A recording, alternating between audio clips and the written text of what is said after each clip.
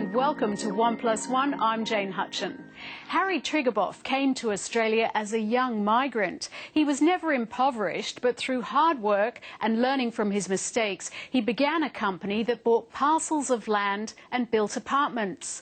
Now, more than 50 years later, the octogenarian businessman who founded and still heads his company Meriton is still doing it his way. He's currently Australia's third richest person, according to the 2015 BRW Rich List, with personal wealth estimated to be above $10 billion. Harry Triguboff, welcome to 1+1. Thank you. We are sitting here in one of your penthouse locations overlooking Sydney. You are one of the wealthiest people in Australia, and your wealth has grown to more than $10 billion according to the BRW Rich List. I wonder, as we look out across different parts of Sydney from where we are, do you feel that you've had a hand in the way the landscape of Sydney has changed? Well, since I'm not a modest person, I say I had the biggest hand in it. The biggest hand? Because I devoted myself to Sydney. I did a little bit in Queensland, but basically I'm Sydney. And I started with the first units in 1963. There were very few units built there, so that's when I started. As you look out from this incredible location, do you feel proud? I feel very proud. I am proud that when we started, it was all in a very small way. 2 stories was what we built. 4 stories required a lift, so we didn't do those. 3 stories people preferred with a lift, so we didn't do those either. So we started in a very, very modest way. But I guessed correctly, there was a big demand, and the demand has only grown with supply. Do you remember the first financial risk you ever took? I think that I never take risks. In my mind, there is no risk. The great risk in Sydney is the town planning department. That's the risk. You don't know what they'll do or the councils will do. As far as the building part, there is no risk. What about in your early life, when you were just starting out? Can you remember ever taking a risk, something that made your heart stop? Don't think so. Really? No, don't remember. Must have happened, but I don't remember. Your parents had to make a huge sacrifice to get out of Russia. They moved to China, which was a haven for Russian Jews at the time. Were you brought up with this sense of gratitude and persecution being always at the back of you? I never felt persecution. I am sure that it happened, but I never felt it. I didn't see it. See, I think a person only feels when he sees something. But did you get a sense of your parents having been persecuted and fleeing Russia? Did they tell you stories about that? I considered it lucky that they were in China rather than in Russia. And many years later, I brought to this country 32 relatives of mine from Russia. So I then realized how lucky I was that they got out into China and afterwards got out into Israel, and I was here. So I considered myself lucky.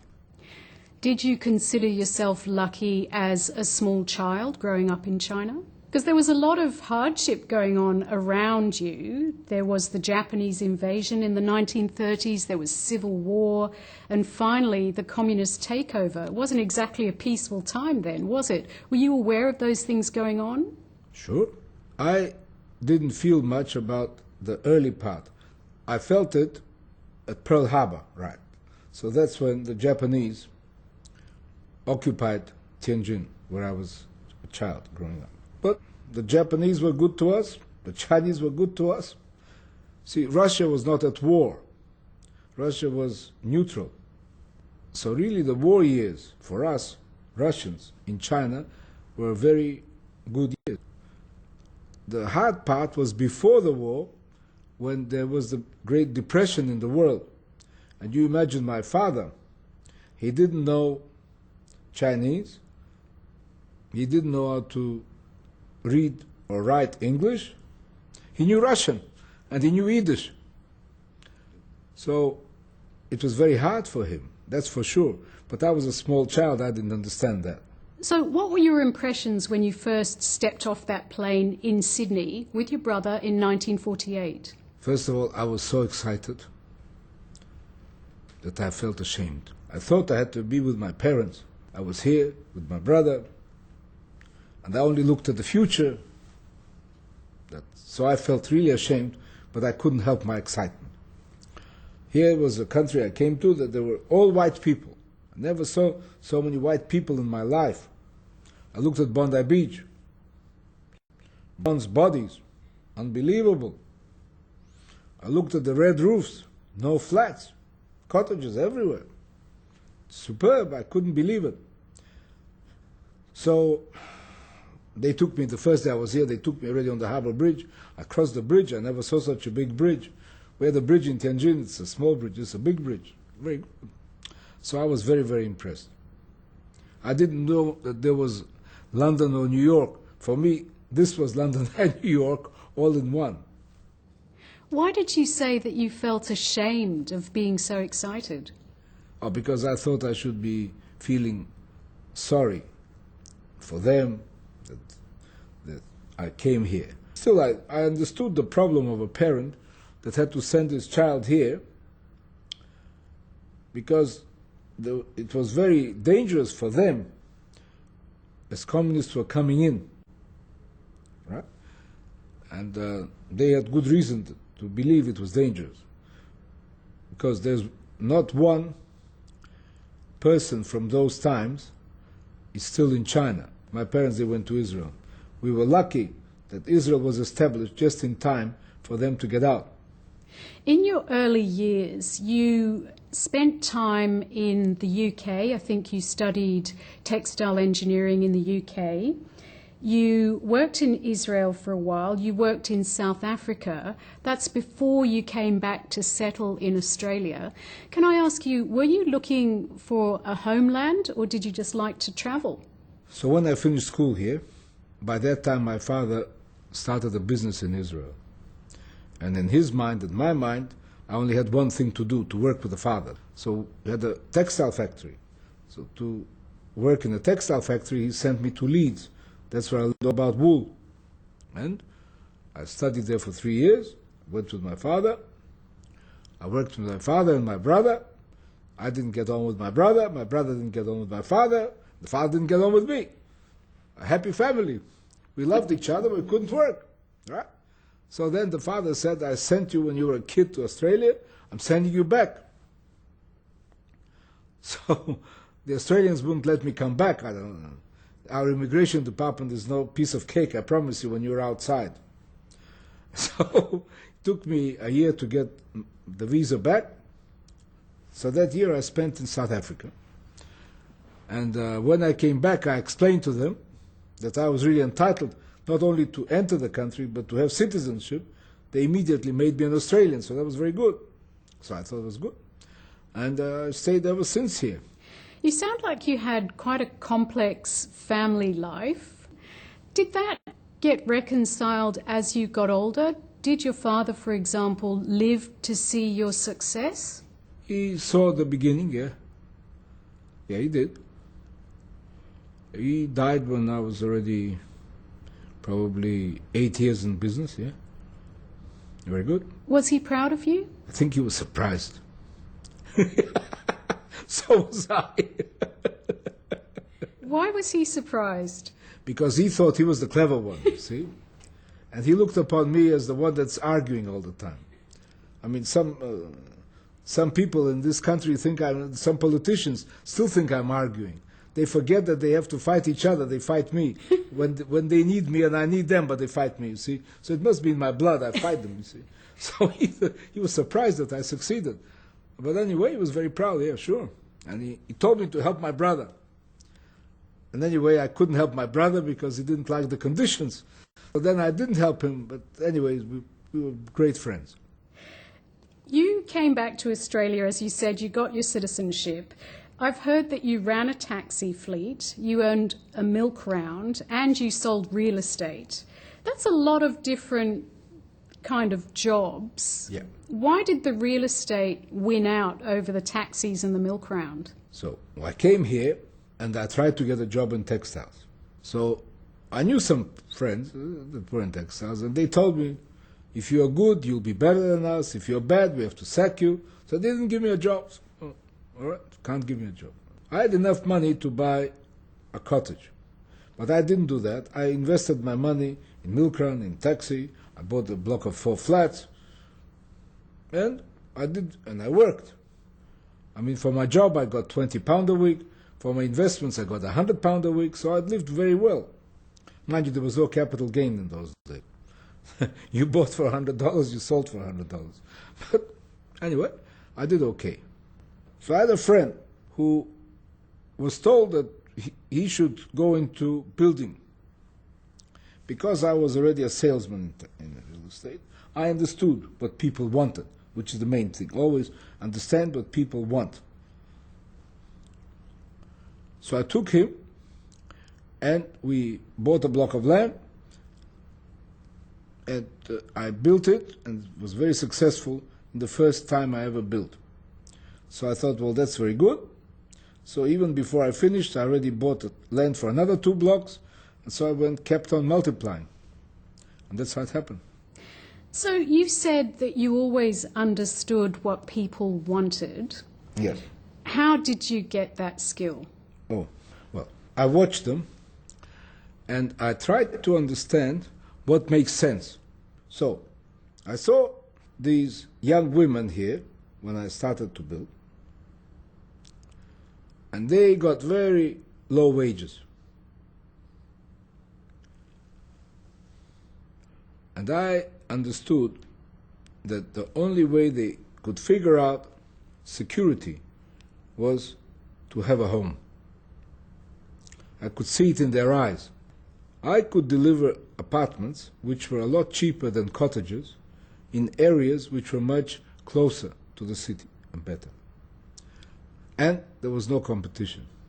So I thought this is where I should go. Logic, right? Fast forward nearly half a century, and your company, Meriton, has built tens of thousands of dwellings. You are now Australia's biggest residential property developer.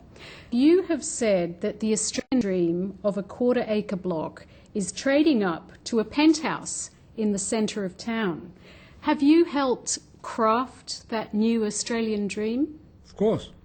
The newspapers were always against me in the beginning, because they thought that I was depriving people of what they wanted. I disagreed with them because the people were paying the money. I mean, it's very easy to write a story, but if a person pays everything he has and borrows everything he can to have an apartment, then I was correct and they were wrong. As time went on, I was proved to be correct, because the movement is towards apartments now. But my problem is the problem of the community, that the apartments cost too much, whereas cottages are a lot cheaper. Logic says apartments should be cheaper, not cottages. But the way it works, cottages. So that is why I have these arguments with the planning department, because they cause the costs to be so high. And I will win, because I'm logical. They're not logical. He's proving to me that he's the boss. But 5 years ago, in August 2010, you proposed that the federal government should insist on making the RBA drop interest rates to improve housing affordability. Yet here we are today, interest rates are extremely low, but housing for many Australians is still very unaffordable. How do you feel about that situation? Well, I did all I could to fight the Reserve Bank. And the Reserve Bank agreed with me in the end. Logic, if everywhere in the world the interest rates were very low, why should we have them high? suddenly we decided that we're a bigger risk than others. If I thought we were a bigger risk, I wouldn't be here. So I proved myself right. But now you don't hear me talk about interest rates because they're good. They might be a bit lower, a bit higher, but that's irrelevant. We've got them where we want. And it looked impossible. But we've done it. Could you imagine if the interest rates would be higher? First of all, there'd be no building at all. But house prices are still hardly affordable for a lot of Australians. Yes. Do you have a sense about that? Does that make you feel regretful in any way?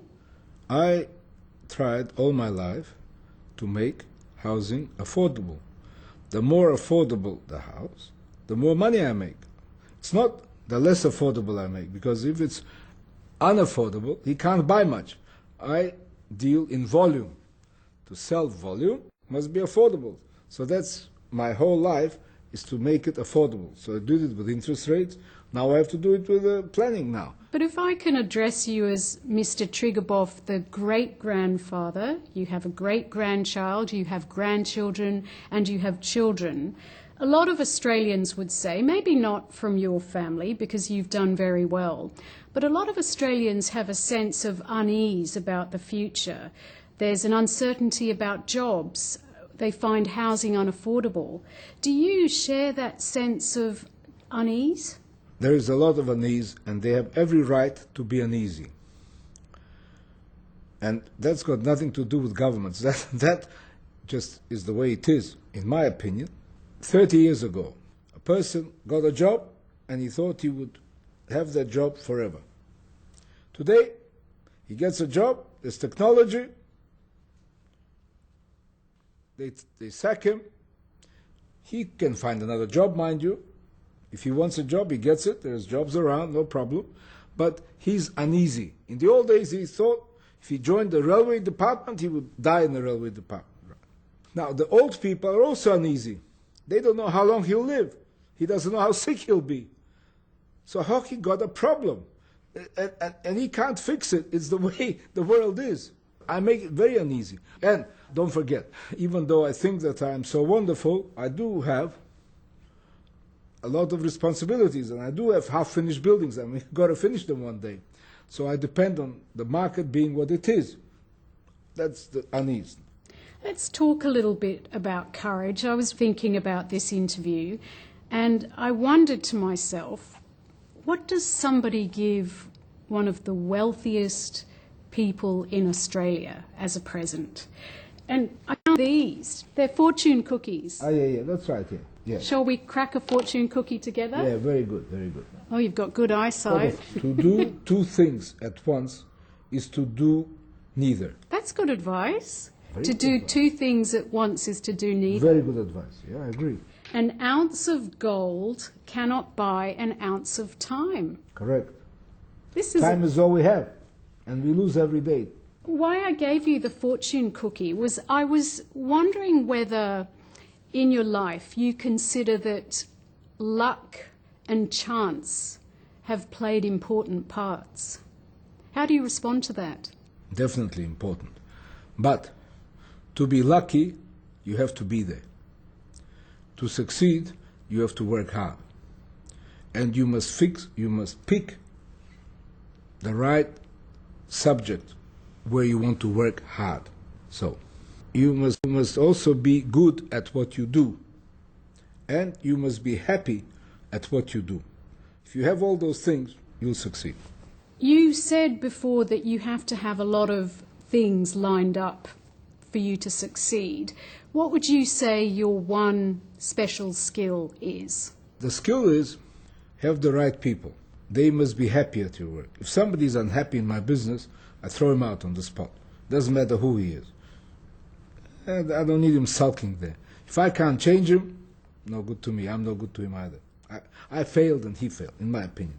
So everybody must be happy, have to work hard, has to be consistent. That's very important. If you can get consistency, then you will win. To get consistency, one must be very agile. Most people are not agile because they owe money, they got partners, and they got shareholders. I got my money, I got no shareholders, and I got no partners. So therefore, I can move a lot quicker than they can. I can say something today and do something completely different tomorrow. And nobody tells me, but you were wrong. Mr. Triguboff, what do you find challenging about being wealthy? Find challenging. Very nice to be wealthy. I'm very happy. I don't spend much money, mind you. Nothing like others. Really? I have no time to spend it. I have too much fun working. I want to spend money a lot. So, for me, money is not what I spend it on. For me, money is what I can do with it, right? So if I have more money, I can build more flats. If I have more money, I can do more things. I think I'm lucky if you have money that I can have good health service. I mean, to pay doctors and things, you have to have money. That's very, very important. In fact, I think the first thing you should do with money is to make sure that you're healthy. Use that money for your health. But that doesn't require big money, thank God.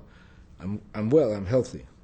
But surely if you had a lot less money, you would have a lot less responsibility in a lot of ways. That's what I was trying to get at by challenging. Are there aspects to having a $10 billion empire that, you wish you just didn't have? No, it's good to have $10 billion. Let's have 100 billion. Why not? Very good. Yeah, that's good fun. Good fun. You must look at it that way. People tell me, how do I take all that pressure? I say, I give the pressure to them. Don't worry about me. Like off a goose's back, don't worry about it. If I couldn't take the pressure, I wouldn't start. So you, of all the billionaires on the BRW rich list, I think you jumped the furthest in the last 12 months to more than $10 billion. You mix, obviously, with a lot of other quite wealthy people. Do you learn from other billionaires? Really, I don't mix with many of them. Really? No, I mix with my workers. What do I need those billionaires for? They're old people, they talk to me about the past. Young people I want to talk about the future. So I really don't, but I do read about what they do. Of course I do. And I see the mistakes they made, and I admire the good moves they made too. There's all kinds, you see? So there you are. Do you consider yourself powerful? If you were to pick up the phone this afternoon to Tony Abbott, would he pick up on the other end? Never.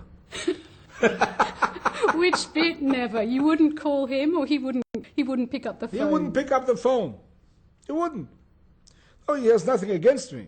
Nothing for me either, by the way, but no, he wouldn't talk to me. You have a rabbi come to your office twice a week.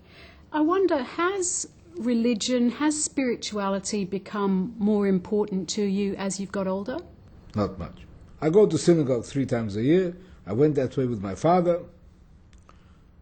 So I continue the same tradition. I never learned how to pray properly. But I think I get on with the God. He's looking after me, so I have no complaints. Do you feel a sense of contentment, a sense of satisfaction, or even, dare I say, happiness at this time of your life? I am extremely happy. I'm happy, first of all, to be alive. Because at my age, when I was a young fellow, 60 years old was about the limit in China. I never saw anybody past 60 in my life. So to be alive, I'm extremely happy. To be healthy, even more happy. And that I have wealth, very good too.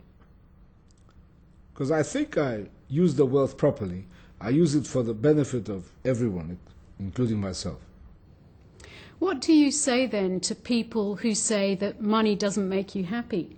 I think they're stupid. I've never seen anybody give money back.